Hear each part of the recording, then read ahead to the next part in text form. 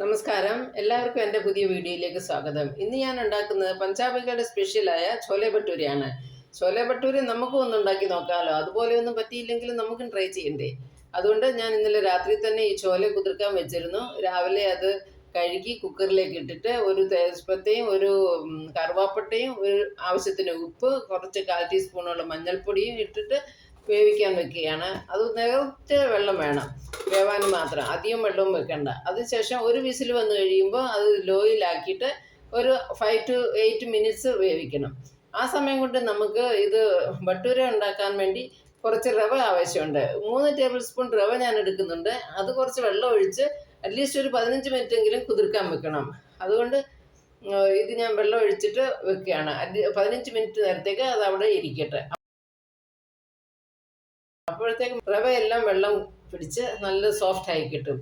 ആ സമയം കൊണ്ട് നമ്മുടെ ചോലെ റെഡി ആയിട്ടുണ്ട്. വെന്ത് വിസിലൊക്കെ വന്ന് പോയി. ഞാൻ ഓഫ് ചെയ്തിരുന്നു.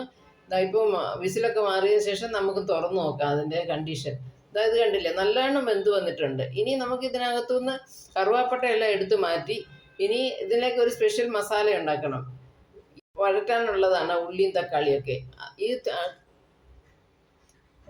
ഇതിനകത്തിലേക്ക് കടായിലേക്ക് 1 ടീസ്പൂൺ ജീരകം, 1 ടീസ്പൂൺ പെരുംജീരകം, കുറച്ച് കുരുമുളക്, 1.5 ടീസ്പൂൺ മല്ലി, 2-3 ഏലക്ക ഇട്ട് നല്ലോണം മൂപ്പിച്ചെടുക്കുകയാണ്. എന്നിട്ട് ഇത് നമുക്ക് മിക്സിയിലിട്ട് പൊടിച്ചെടുക്കണം.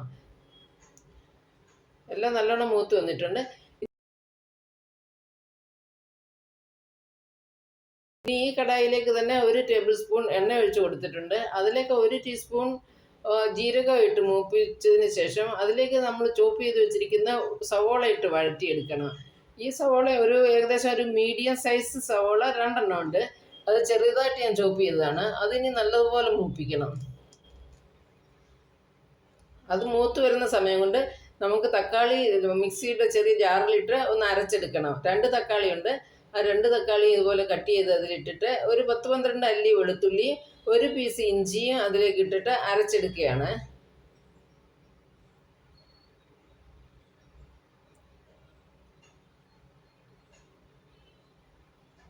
ഉള്ളിയൊക്കെ നല്ലവണ്ണം വഴറ്റി വന്നിട്ടുണ്ട്. അതിലേക്ക് ഈ തക്കാളി അരച്ചത് ഇതിലേക്ക് ചേർക്കുകയാണ്. എന്നിട്ട് നല്ലതുപോലെ ഇത് വഴറ്റിയെടുക്കണം.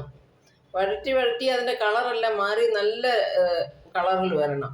ഇത് കണ്ടില്ലേ, ഇതുപോലെ. ഇത് വേറെ മസാലയൊന്നും ചേർത്തിട്ടില്ല. അത് വഴറ്റിയത് കൊണ്ട് മാത്രമാണ് നല്ലപോലെ വഴന്ന് നല്ല മൂത്ത് വന്നതിൻ്റെ കളറാണ് ഈ കാണുന്നത്. ഇനി ഇതിലേക്ക് നമുക്ക് 1 ടീസ്പൂൺ കാശ്മീരി ചില്ലിപ്പൊടിയും 1/2 ടീസ്പൂൺ നല്ല എരിവുള്ള മുളക് പൊടിയും കൂടെ ചേർക്കാം. അതുകൂടാതെ 1/4 ടീസ്പൂൺ മഞ്ഞൾപ്പൊടിയും ചേർക്കാനുണ്ട്. മഞ്ഞൾപ്പൊടി ആദ്യം ചോല വേവിച്ചപ്പോൾ അതിൽ 1/4 ടീസ്പൂൺ ഇട്ടിരുന്നു. അതുകൊണ്ട് ഇപ്പോൾ 1/4 ടീസ്പൂൺ ഇട്ടാൽ മതി. ഇനി ഇത് നല്ലതുപോലെ മൂപ്പിച്ച് അതിൻ്റെ പച്ചമണമൊക്കെ ഒന്ന് മാറി എല്ലാം കൂടെ ആവണം. എന്നിട്ട് ഇതിലേക്ക് നമ്മൾ വേവിച്ച് വെച്ചിരിക്കുന്ന ചോല ഇടണം. ഇനി ഈ മസാലയിൽ കിടന്ന് നല്ലതുപോലെ തിളച്ച് വേവണം. എന്നിട്ട് ഈ മസാല എല്ലാം ഇതിൽ പിടിക്കണം. അതുപോലെ ഒന്ന് ഇളക്കി കൊടുത്തിട്ട് നല്ല തിള വരുമ്പോൾ ഇത് അടച്ചു വെച്ചിട്ട് നമുക്ക് ഒരു മീഡിയം ടു ലോ ഫ്ലെയിമിൽ ഒരു 10 മിനിറ്റ് വേവിക്കാം. അപ്പോഴത്തേക്ക് അതിൻ്റെ മസാലയൊക്കെ ഇങ്ങനെ വറ്റി ഗ്രേവി നല്ല ഇതിലൊക്കെ പിടിച്ച് റെഡിയായി വന്നിട്ടുണ്ട്. ഇനി നമ്മൾ പൊടിച്ചു വെച്ചിരിക്കുന്ന ആ മസാലക്കൂട്ടുണ്ടല്ലോ, അത് ഇതിലേക്ക് ഇടുക. എന്നിട്ട് അതിൽ കിടന്ന് ഈ മസാല എല്ലാം അതിൻ്റെ ഗുണമെല്ലാം ഈ ചോലയിലേക്ക് പിടിക്കണം. അതുപോലെ നല്ലോണം വഴറ്റി കൊടുക്കണം. അതുകൂടാതെ അത് കുറച്ച് നേരത്തേക്കൊന്ന് അടച്ചു വെച്ച് ഒരു 3-4 മിനിറ്റ് അതും ലോ ഫ്ലെയിമിൽ കിടന്ന് മസാല എല്ലാം ഒന്ന് വഴഞ്ഞു വരണം. ഇത് കണ്ടില്ലേ, ഇപ്പം നല്ലോണം വഴന്നു വന്നിട്ടുണ്ട്. ഇതിലേക്ക് ഇനി ഗ്രേവിക്ക് ആവശ്യമുള്ള തിളച്ച വെള്ളം ഒഴിക്കണം. പച്ചവെള്ളം ഒരിക്കലും ഒഴിക്കരുത്, പിന്നെ അതിൻ്റെ ടേസ്റ്റ് അങ്ങ് പോകും. ഇപ്പം നമ്മൾ ആവശ്യത്തിനുള്ള വെള്ളം ചേർക്കുക. കണ്ടില്ലേ, ഇത്ര നല്ല ഗ്രേവി ആയിട്ടുണ്ട്. ഗ്രേവി തിക്നെസ് കുറവെന്ന് തോന്നിയാൽ കുറച്ച് ചോല എടുത്ത് വേണമെങ്കിൽ മിക്സിയിൽ അരച്ച് ഇതിൻ്റെ കൂടെ ചേർക്കാം. പക്ഷേ ഇപ്പോൾ ഇതിൻ്റെ ഒന്നും ആവശ്യമില്ല, എല്ലാം റെഡി ആയിട്ടുണ്ട്. ഇത് അങ്ങനെ നമ്മുടെ നല്ലോണം തിളച്ച് കുറുകി വന്നിട്ടുണ്ട്. എല്ലാം റെഡിയാണ്. ഇതിലേക്ക് നമുക്ക് ഗാർണിഷ് ചെയ്യാൻ വേണ്ടി മല്ലിയില ഇട്ട് അടച്ചു വെക്കാം. ഇനി നമുക്ക് ഒഴിച്ചുകൂടാൻ പാടില്ലാത്തൊരു സാധനം ഉണ്ടല്ലോ, ലാസ്റ്റ് പ്രോസസ്സ്. അതാണ് നമ്മൾ കടുവറക്കൽ. എല്ലാ ഡിഷിലും കടുവറക്കാതെ പറ്റില്ലല്ലോ. അതുകൊണ്ട് ഞാൻ ഇതിലും കടുക് വറുക്കാൻ പോവുകയാണ്. പാൻ അടുപ്പത്ത് വെച്ച് അതിലേക്ക് 1 ടീസ്പൂൺ നെയ്യും അതിലേക്ക് 1 ടീസ്പൂൺ നമ്മുടെ സവോള ഓയിലും കൂടെ ഒഴിച്ചിട്ട് നല്ലോണം എണ്ണ ചൂടായി വരുമ്പോൾ ഒരു 1/2 ടീസ്പൂണോളം കടുകിട്ട് പൊട്ടിക്കുന്നുണ്ട്. കടുവെല്ലാം പൊട്ടി നല്ലതുപോലെ ആയി കഴിയുമ്പോൾ തീ ഓഫ് ചെയ്യണം. തീ ഓഫ് ചെയ്തതിന് ശേഷം അതിലേക്ക് ഒരു 1/2 ടീസ്പൂണോളം നമ്മുടെ കാശ്മീരി ചില്ലിപ്പൊടി ഇടുന്നുണ്ട്. അത് വെറും ഒരു കളറിന് വേണ്ടിയാണ്. 1/2 ടീസ്പൂണോ 1/4 ടീസ്പൂണോ ആയാലും മതി. 1/4 teaspoon to 1/2 teaspoon Kashmiri chilli ഇതിലേക്ക് ഇട്ടിട്ട് നല്ലോണം മൂപ്പിച്ചെടുക്കുകയാണ്. അതിനാണ് അത് കരിഞ്ഞു പോകാതിരിക്കാൻ വേണ്ടി ആദ്യമേ അത് ഓഫ് ചെയ്യണം. അതിന് ശേഷം നമ്മുടെ കസൂരി മേത്തി, നമ്മുടെ ഉണക്ക ഉലുവയില പൊടിച്ചത് അതിലേക്ക് ചേർത്ത് വറുത്ത് ഇതിലേക്ക് ചേർക്കുന്നുണ്ട്. അങ്ങനെ നമ്മുടെ കടുവറുക്കലും കഴിഞ്ഞു. ഇതിൻ്റെ മസാലയുടെ എല്ലാം നല്ല അടിപൊളി മണമാണ് വരുന്നത്. ഇനി അടച്ചു വെച്ച് ഇത് റെഡിയാണ്. എല്ലാം നമുക്ക് സെർവ് ചെയ്യാൻ വേണ്ടി റെഡി. നോക്കിക്ക് എത്ര നല്ല റെഡി ആയിട്ടുണ്ട്. ഗ്രേവിയൊക്കെ നല്ല തിക്കായിട്ടുണ്ട്. അങ്ങനെ ഞാൻ സെർവിങ് ഡിഷിലേക്ക് ഇത് മാറ്റിയിട്ടുണ്ട്. ഇനി വേണ്ടത് നമ്മുടെ ഭട്ടൂരയ്ക്കുള്ള തയ്യാറെടുപ്പാണ്. അതിനുവേണ്ടി നമ്മൾ ഓൾറെഡി സൂചി വെള്ളത്തിലിട്ട് വെച്ചിരുന്നല്ലോ, റവ, അത് കുതിർന്ന് വന്നിട്ടുണ്ട്. അതൊരു പാത്രത്തിലേക്ക്, ഏത് പാത്രത്തിലാണോ കുഴക്കേണ്ടത് അതിലേക്ക് ഇടുകയാണ്. കുറച്ച് വെള്ളം ഊറ്റി കളഞ്ഞത് ഞാൻ, കുറച്ചിരുന്നതുകൊണ്ടും പ്രശ്നമൊന്നുമില്ല. അതിലേക്ക് നമുക്ക് ആവശ്യത്തിനുള്ള മൈദ ചേർക്കുകയാണ്. ഞാൻ 2 കപ്പ് മൈദയാണ് ഇപ്പോൾ ചേർക്കാൻ പോകുന്നത്. അതിലേക്ക് അതിന് ആവശ്യമുള്ള ഉപ്പ് ചേർക്കുക. പിന്നീട് അതിലേക്ക് ഒരു 2 ടേബിൾ സ്പൂൺ പുളിയുള്ള തൈര് ഒഴിക്കുന്നുണ്ട്. ഒത്തിരി പുളിച്ച് പോയത് തൈരാവരുത്, എന്നാൽ തീരെ പുളി ഇല്ലാതെയും പാടില്ല. ഇതിൽ നമ്മൾ സോഡയോ ബേക്കിംഗ് പൗഡറോ ഒന്നും ചേർക്കുന്നില്ലാത്തത് കൊണ്ട് ഇത് തന്നെ ആണ് ചേർക്കുന്നത്, തൈര്. അതിൻ്റെ ഗുണത്തിലിരിക്കും ഇതിൻ്റെ ഫെർമെൻറ്റേഷൻ. ഇതിനകത്തിലേക്ക് നിങ്ങൾക്ക് എത്ര പൊടി ആവശ്യമുണ്ടോ അതനുസരിച്ച് ചേർക്കുക. ഞാനിപ്പോൾ ഒരു 2 ആദ്യം ഇട്ടിരുന്നു, പിന്നെ ഒരു 1/2 കപ്പ് കൂടെ ഇട്ടു. അതിലേക്ക് 1 ടീസ്പൂൺ നെയ്യൂടെ ഇട്ട് നല്ലോണം കുഴച്ചെടുക്കുകയാണ്. നല്ലോണം കുഴച്ചെടുക്കണം. ആവശ്യത്തിനുള്ള വെള്ളം കൂടെ ചേർക്കാം. ഇത് കുറച്ചുകൂടെ ഞാൻ ബാക്കിയുണ്ടായിരുന്ന മൈദയോടെ ഞാൻ ഇതിലേക്ക് ചേർക്കാൻ പോവുകയാണ്. എന്നിട്ട് വെള്ളം ചെറിയ കുറച്ച് ഒഴിച്ചിട്ട് നമുക്ക് നല്ല ഡൗ തയ്യാറാക്കി എടുക്കണം. നല്ല സോഫ്റ്റ് ഡൗ ആയിരിക്കണം. ഒത്തിരി ടൈറ്റും ആവാൻ പാടില്ല, ഒത്തിരി വെള്ളവും ആവാൻ പാടില്ല. അതുകൊണ്ട് വെള്ളം ഒഴിക്കുമ്പോൾ എപ്പോഴും ശ്രദ്ധിച്ചിട്ട് വെള്ളം ഒഴിക്കണം. എന്നിട്ട് ഇതിപ്പോൾ നല്ലതുപോലെ കുഴഞ്ഞു വന്നിട്ടുണ്ട്.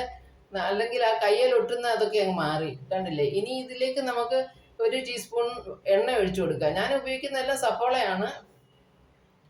എണ്ണ ഒഴിച്ചു കൊടുത്തിട്ട് നല്ലോണം കുഴച്ചെടുക്കണം. എന്നിട്ട് ഇത് ഇങ്ങനെ പാത്രത്തിൽ എറിഞ്ഞ് പിടിപ്പിക്കണം. ഇങ്ങനെ നല്ലോണം അറ്റ്ലീസ്റ്റ് ഒരു 5 മിനിറ്റെങ്കിലും ഇതിങ്ങനെ എറിഞ്ഞ് പിടിപ്പിക്കണം. എന്നാലേ അത് സോഫ്റ്റ് ആവത്തുള്ളൂ. ഇത് സോഫ്റ്റ് ആവാൻ വേണ്ടി ചെയ്യുന്ന ഒരു പ്രക്രിയയാണ്. നല്ലോണം ഇത് കുഴഞ്ഞു വന്നിട്ടുണ്ട്. ഇനി ഇതിലേക്ക് കുറച്ച് എണ്ണയോടെ തൂകി മിക്സ് ചെയ്തിട്ട് നല്ലോണം എല്ലായിടത്തും വരത്തക്കോണം എല്ലാം ആക്കി ഇത് അടച്ചു വെച്ച് ഒരു നനഞ്ഞ തുണി ഇട്ട് കവർ ചെയ്തിട്ട് റെസ്റ്റ് ചെയ്യാൻ വെക്കാം. അറ്റ്ലീസ്റ്റ് ഒരു 1.5 മണിക്കൂർ മുതൽ 2 മണിക്കൂർ വരെ റെസ്റ്റ് ചെയ്യണം. ഇപ്പോൾ 1.5 മണിക്കൂർ കഴിഞ്ഞപ്പോൾ അത് ഞാൻ എടുത്ത് നല്ലോണം കുഴച്ചതിന് ശേഷം ഇതുപോലെ ബോൾ ആക്കി എടുക്കുകയാണ്.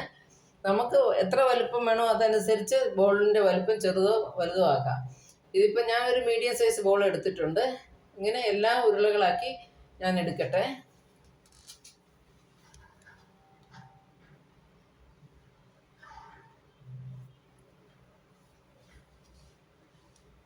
ഇനി ഇതെല്ലാം ഉരുളകളായിട്ടുണ്ട്, കണ്ടില്ലേ? എല്ലാത്തിൻ്റെ ഒരു ഓൾമോസ്റ്റ് ഇപ്പോൾ ഒരു 6-7 പീസുണ്ട്.